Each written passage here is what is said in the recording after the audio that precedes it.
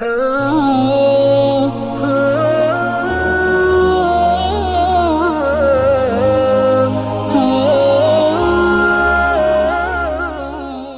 کے نیچے سبسکرائب کے بٹن پہ کلک کریں، بیل کے آئیکن پہ کلک کیجئے تاکہ ہر نئی ویڈیو کی نوٹیفیکیشن آپ کو ملے۔ بسم اللہ الرحمن الرحیم۔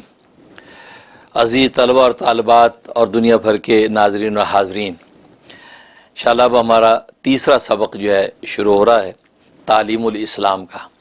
جیسا کہ میں نے عرض کیا تھا کہ تعلیم الاسلام یہ مفتی اعظم ہند حضرت مولانا مفتی کفایت اللہ صاحب دہلوی رحمۃ اللہ علیہ کی یہ کتاب ہے، اور یہ چھوٹا سا رسالہ بہت مفید ہے، اور حضرت نے دریا بکوزہ کی گویا کہ یہ مثال ہے، اس کے اندر چھوٹے چھوٹے مسائل سوال جواب کی شکل میں جمع کر دیے ہیں۔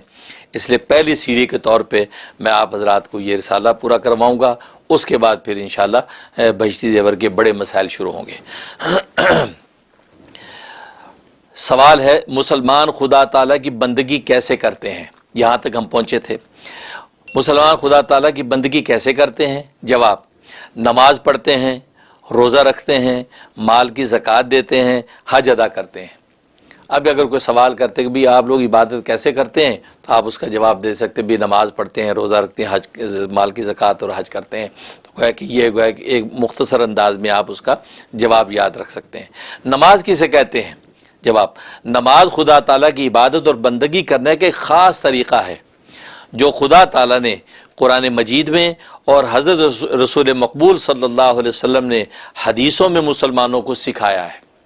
تو ظاہر قرآن و حدیث سے یہ بندگی کا خاص طریقہ جو ہے وہ اللہ اور اللہ کے رسول نے سکھایا ہے، جس کے ذریعے سے ہم جو ہے اللہ کو یاد کرتے ہیں۔ سوال، بندگی کا وہ طریقہ جسے نماز کہتے ہیں کیا ہے؟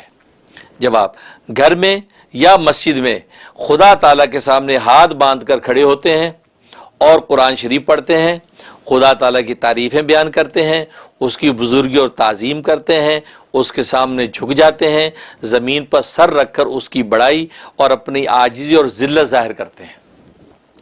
تو دیکھو یہ جو ہے گویا کہ نماز کا خلاصہ بیان کر دیا کہ نماز کا خلاصہ یہ ہے کہ اللہ کی تعریف، اللہ کی تعظیم اور اپنی تذلیل۔ تو گویا کہ تین ارکان ہیں نماز کے، یہ تینوں کے تینوں ارکان نماز میں ہوتے ہیں تو وہ نماز حقیقت نماز ہے اور اللہ کے ہاں قبول ہو جاتی ہے۔ لہذا تعریفیں ہوتی ہیں اس میں اللہ کی تعظیمیں ہوتی ہیں اور اپنی تذلیلیں ہوتی ہیں کہ انسان کبھی ذلت سے ہاتھ باندھ کے کھڑا یوں غلاموں کی طرح، مجرموں کی طرح، کبھی جھکتا ہے جب وہ مجرموں کی طرح، کبھی سجدوں میں گرتا ہے منگتوں کی طرح۔ تو گویا کہ یہ حالت ایسی ہوتی ہے، تو فرمایا کہ یہ چیزیں یہ نماز کا رکن۔ سوال، مسجد میں نماز پڑھنے سے آدمی خدا تعالیٰ کے سامنے ہوتا ہے یا گھر میں؟ جواب، خدا تعالیٰ ہر جگہ سامنے ہوتا ہے، چاہے مسجد میں نماز پڑھو چاہے گھر میں، لیکن مسجد میں نماز پڑھنے کا ثواب بہت زیادہ ہوتا ہے۔ تو نماز ہو جائے گی آپ کی گھر میں بھی اور مسجد میں، لیکن مسجد میں نماز پڑھنے کا ثواب زیادہ ہے۔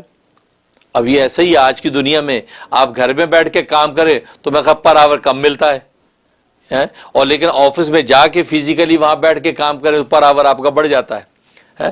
تو وہی والی بات ہے، تو آپ گھر میں بیٹھ کے نماز پڑھ لی اللہ کی تو ظاہر ہے کہ آپ کو پر آور کم ملے گا، آپ کا نماز کا جو ثواب کم، اور جب مسجد میں آگے پڑھیں گے تو وہی جو ایک نماز کا ثواب تھا مسجد میں آگے پڑھی تو 27 کا ثواب مل گیا، تو اس کا جو ہے گویا کہ پر آور جو اس کا بڑھ جاتا ہے، تو اس ثواب زیادہ ہوتا ہے۔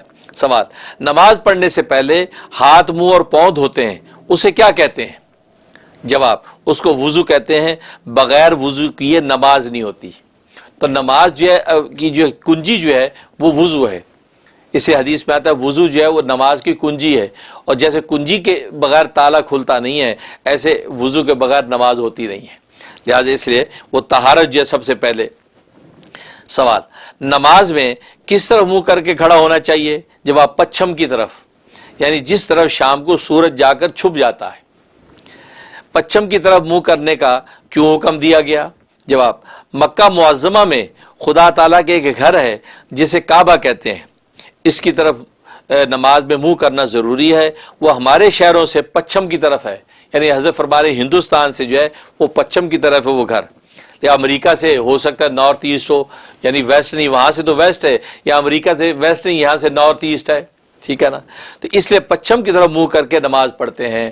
تو وہ کہ ڈائریکشن متعین کر دی، چونکہ وہ اللہ کا گھر ہے تو اللہ کا گھر ایک مرکزی جو ہے مرکزیت مہیا کرتا ہے، اور یہ ہمیں حکم دیا گیا ہے تاکہ مرکزیت اور یکسانیت قائم رہے، تو اس کی طرف منہ کر کے نماز پڑھتے ہیں.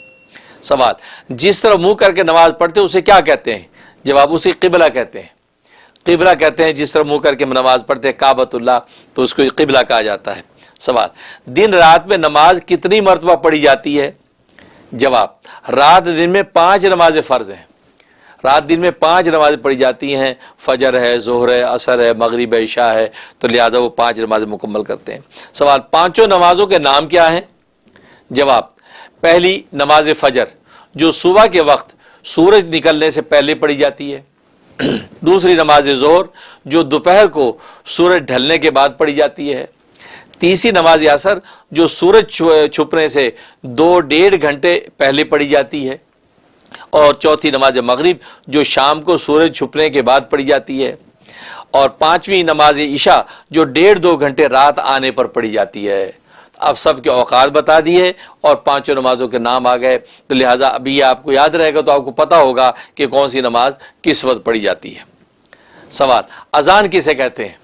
جواب، جب نماز کا وقت آ جاتا ہے تو نماز سے کچھ دیر پہلے ایک شخص کھڑے ہو کر زور زور سے الفاظ کہتا ہے: اللہ اکبر، اللہ اکبر، اللہ اکبر، اللہ اکبر، اشہد ان لا الہ الا اللہ، اشہد ان لا الہ الا اللہ، اشہد ان محمد رسول اللہ، اشہد ان محمد رسول اللہ، حی علی الصلاۃ، حی علی الصلاۃ، حی علی الفلاح، حی علی الفلاح، اللہ اکبر، اللہ اکبر، لا الہ الا اللہ. یہ اذان ہے، یہ الفاظ اذان ہے. اس طریقے سے یہ انسان جو مؤذن اذان دیتا ہے، اور یہ اذان گویا کہ اعلام ہے، یعنی نماز کی طرف بلانے کا ایک گویا کہ وہ ایک پیغام دیا جاتا ہے کہ نماز کی طرف آ جاؤ. تو جتنے بھی طلبہ طالبات ہیں اس اذان کو یاد رکھیں، اذان کو یاد کریں. خواتین میں یہ دیکھا کہ خواتین اذان کو یاد نہیں کرتی کہ جی عورتوں کو اذان دینا جائز ہی نہیں ہے. بھئی اذان دینا جائز نہیں ہے، اذان کو یاد کرنا تو جائز ہے. آپ اس کو یاد کر لیں، کیونکہ اذان صرف نماز ہی کی فائدہ نہیں دیتی، اس کے اتنے منافع کہ آپ سوچ نہیں سکتے. آپ کا بچہ ڈر گیا، آپ کو ڈر لگ گیا، اور فضا کے اندر ایسا خوفناک ایک ہیولہ ظاہر ہو گیا گھر میں، اور ایک خوفناک دہشت کا ماحول پیدا ہو گیا، آپ اذان شروع کر دیں. تو علاج کی تکلیف دور کرنے کی اور جنات دفع کرنے کی اذان تو عورت دے سکتی ہے. لہٰذا عورتیں اذان کو یاد کریں اور ایسے احوال پیشہ فوراً اذان دیں. آپ کا بچہ بے چین ہو رہا ہے، آپ کو کیا پتا کہ وہ شیطان کو چوکے لگا رہا ہے، کوئی آسیبی شیطانی چیز اس کو پریشان کر رہی ہے، آپ اذان پڑھنا شروع کر دیں. یہ اذان کے الفاظ، تو ان الفاظ میں وہ طاقت ہے کہ دور دور تک جو ہے وہ جہاں تک آواز جاتی رہے گی شیاطین دفع اور دور ہو جاتے. اس لیے اس کو اذان جو سب طلبہ طالبات اس کے الفاظ کو یاد کریں. ان الفاظ کو اذان کہتے ہیں. صبح کی اذان میں حی علی الفلاح کے بعد الصلاۃ خیر من النوم، نماز نیند سے بہتر ہے، یہ لفظ کہا جاتا ہے. الصلاۃ خیر من النوم یہ 2 مرتبہ کہنا چاہیے. سوال، تکبیر کسے کہتے ہیں؟ جواب، جب نماز کے لیے کھڑے ہونے لگتے ہیں تو نماز شروع کرنے سے پہلے ایک شخص وہی کلمے کہتا ہے جو اذان میں کہے جاتے ہیں. اسے اقامت و تکبیر کہتے ہیں. تکبیر میں حی علی الفلاح کے بعد قد قامت الصلاۃ یہ نا 2 مرتبہ اذان کے کلموں سے زیادہ کہا جاتا ہے. تو یہ قد قامت الصلاۃ. اس میں ایک اصلاح کی بات سمجھ لیں کہ بعض دفعہ جو لوگ جو وہ اقامت جب کرتے ہیں تو وہ کرتے ہیں قد قامت الصلاۃ، قد قامت الصلاۃ. یہ قد قامت الصلاۃ کہنا جائز نہیں ہے، اس کو وقف کریں. قد قامت الصلاۃ، قد قامت الصلاۃ برابر برابر پڑھیں، کیونکہ جو ہے وہ اقامت میں روانی ہے. اذان میں تو ٹھہراؤ کے ساتھ آواز لگانی ہے، جیسے بلا رہے ہیں دور سے. اقامت میں اللہ اکبر، اللہ اکبر، اللہ اکبر، اللہ اکبر، اشہد ان لا الہ الا اللہ، اشہد ان لا الہ الا اللہ، اشہد ان محمد رسول اللہ، اشہد ان محمد رسول اللہ، حی علی الصلاۃ، حی علی الصلاۃ. کیونکہ اقامت میں بھی دائیں بائیں سر آپ کو پھیرنا چاہیے. حی علی الصلاۃ، حی علی الصلاۃ، حی علی الفلاح، حی علی الفلاح، قد قامت الصلاۃ، قد قامت الصلاۃ. یوں پڑھنا ہے. بہت سے لوگ پڑھتے ہیں قد قامت الصلاۃ، قد قامت الصلاۃ. نہیں، وقت دونوں جگہ وقف کر کے پڑھیں. قد قامت الصلاۃ، قد قامت الصلاۃ، اللہ اکبر، اللہ اکبر، لا الہ الا اللہ. یہ اقامت پوری ہوئی، اب امام نماز شروع کرتا ہے، تو یہ اقامت اس طرح کہنی ہے۔ جو شخص اذان یا تکبیر کہتا ہے اسے کیا کہتے ہیں، اس کا سٹیٹس کیا ہے؟ جو شخص اذان کہتا ہے اسے مؤذن کہتے ہیں، اور جو تکبیر کہتا ہے اسے مکبر کہتے ہیں۔ سوال، بہت سے لوگ مل کر جو نماز پڑھتے ہیں اس میں اس نماز کو اور نماز پڑھانے والے کو اور نماز پڑھنے والوں کو کیا کہتے ہیں؟ مل کے اکٹھے جو نماز پڑھ رہے ہیں اس نماز کو کیا کہتے ہیں؟ جواب، بہت سے آدمی مل کر جو نماز پڑھتے ہیں اسے جماعت کی نماز کہتے ہیں۔ جماعت کی نماز اور باجماعت نماز کی بڑی قیمت ہے اور اس کا بڑا اجر ہے اور اس کے لیے بڑی تاکید ہے، تو اس کو جماعت کی نماز کہتے ہیں۔ نماز پڑھانے والوں کو امام اور اس کے پیچھے نماز پڑھنے والے کو مقتدی کہتے ہیں، مقتدی کہتے ہیں۔ اور یہ امام اور مقتدی تو عام طور پہ سب طلبہ طالبہ جانتے ہوں گے، یہ عام لفظ استعمال ہوتا ہے۔ سوال، اکیلے نماز پڑھنے والوں کو کیا کہتے ہیں؟ جواب، اکیلے نماز پڑھنے والوں کو منفرد کہتے ہیں، منفرد۔ یہ نہیں پتا ہوگا طلبہ طالبات کو، اس کو بھی لوگ نمازی کہہ دیتے ہیں، نمازی ہے، لیکن اکیلا نماز اگر پڑھو یہ منفرد، کیونکہ منفرد کے باقاعدہ احکام ہوتے ہیں، اکیلے نماز پڑھنے کے الگ احکام ہیں، مقتدی بن کے نماز پڑھنے کے الگ احکام ہیں، تو وہ مستقل اپنی بڑی کتابوں میں آ جائیں گے۔ سوال، جو مکان خاص نماز کے لیے پڑھنے کے لیے بنایا جاتا ہے اس میں جماعت سے نماز ہوتی ہے، اسے کیا کہتے ہیں؟ جواب، اسے مسجد کہتے ہیں۔ جو خاص نماز کے لیے بنایا جاتا ہے اور جماعت سے نماز ہوتی ہے اسے مسجد کہا جاتا ہے۔ ظاہر ہے کہ مسجد میں باجماعت نماز ہوتی ہے، اگر جامع مسجد ہو تو جمعہ ہوتا ہے تو اسے مسجد کہا جاتا ہے۔ تو ویسے گھر میں بھی اگر مخصوص جگہ آپ نماز کے لیے بنا لیں تو وہ شرعی مسجد تو نہیں بنتی، لیکن مسجد البیت ہوتی ہے، وہ گھر کی مسجد ہوتی ہے۔ اس لیے میں ہمیشہ کہا کرتا ہوں کہ گھر میں ضرور ایک مسجد بنایا کرو، یعنی گھر میں آپ گھر خریدتے ہیں، سب کچھ کرتے ہیں، آپ ہر کمرہ ہوتا ہے لیکن اللہ کا کمرہ نہیں ہوتا۔ یہ ننی کا ہے، یہ منی کا ہے، یہ گڈو کا ہے، یہ ہمارا ماسٹر بیڈ روم ہے اور یہ اسٹوڈنٹ بیڈ روم ہے، سب کچھ ہوتا ہے، لائبریری ہے، یہ کیا اللہ کا کمرہ نہیں ہے؟ تبھی تو اللہ ہمارے گھروں میں آتے نہیں، ہمارے دلوں میں اترتے نہیں۔ اللہ کا کمرہ اپنے گھروں میں بناؤ۔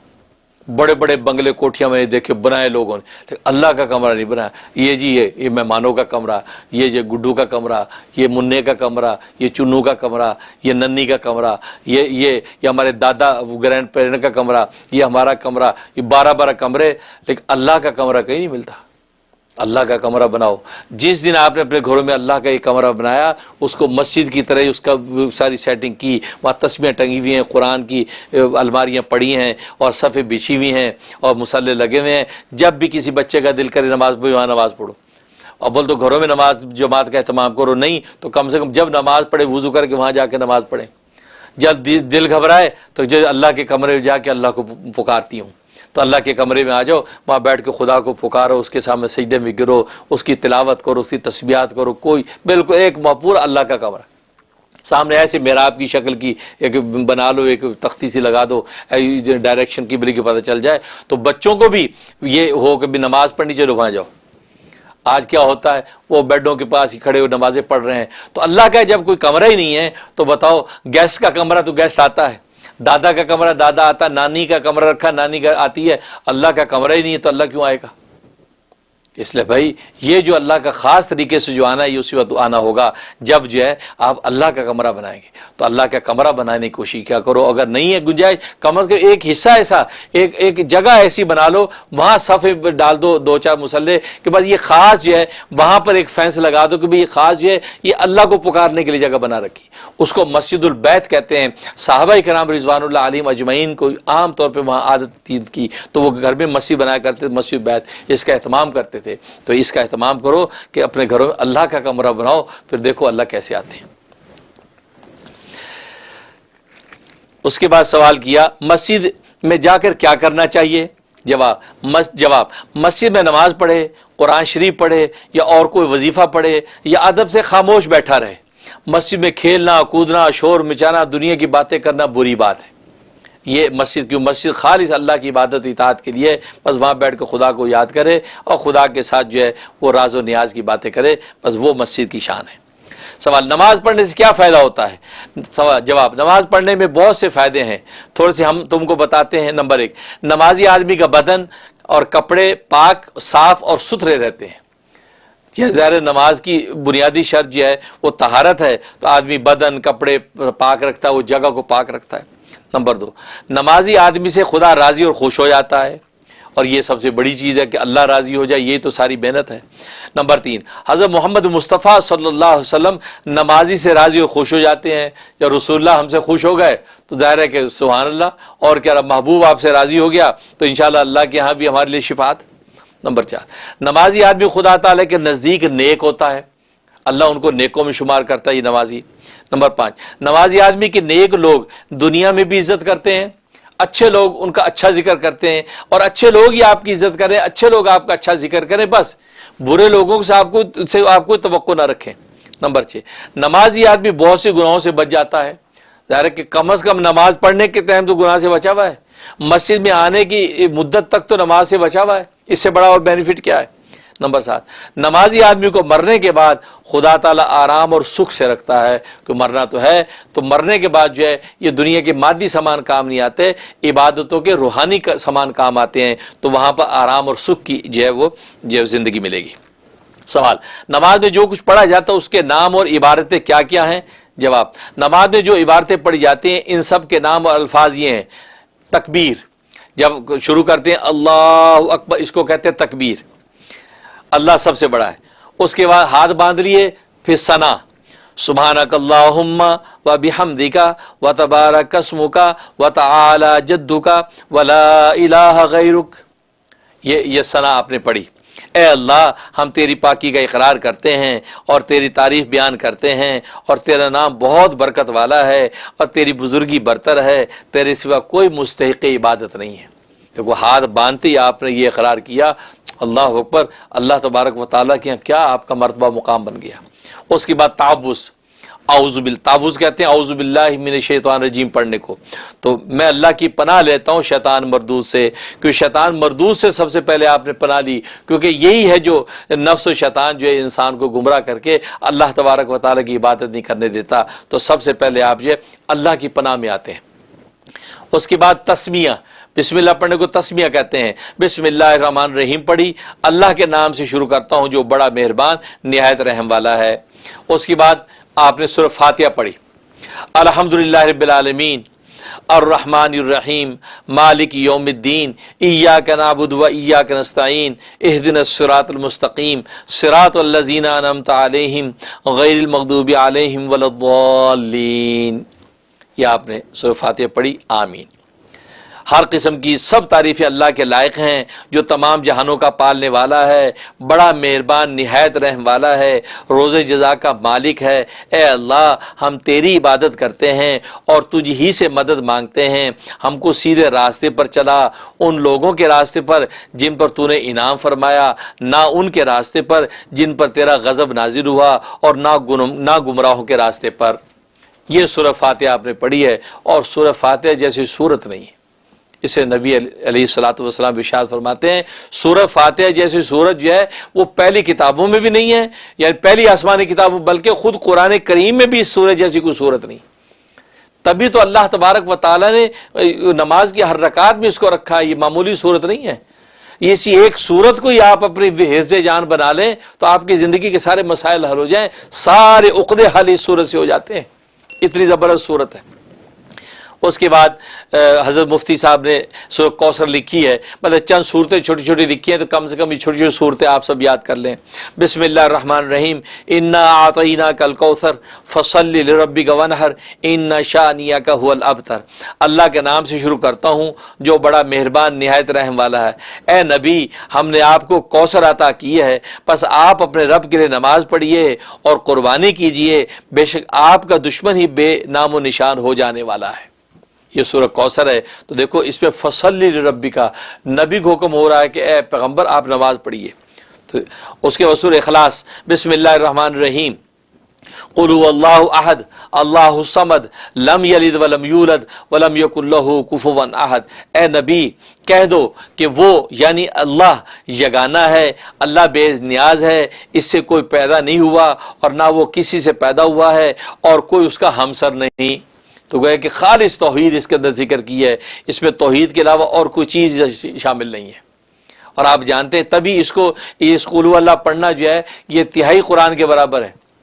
तिहाई कुरान के बराबर कुल हु अल्लाह पढ़ लिया जाए तो गोया कि आपने तिहाई कुरान पढ़ लिया। तिहाई कुरान क्यों कहा? इमाम गजाली रहमतुल्लाह अलैह फरमाते हैं असल में पूरे कुरान के अंदर 3 अकीदों पर गुफ्तगू है बुनियादी। एक अकीदा तौहीद, दूसरा अकीदा रिसालत, तीसरा अकीदा माद यानी अकीदा आखरत।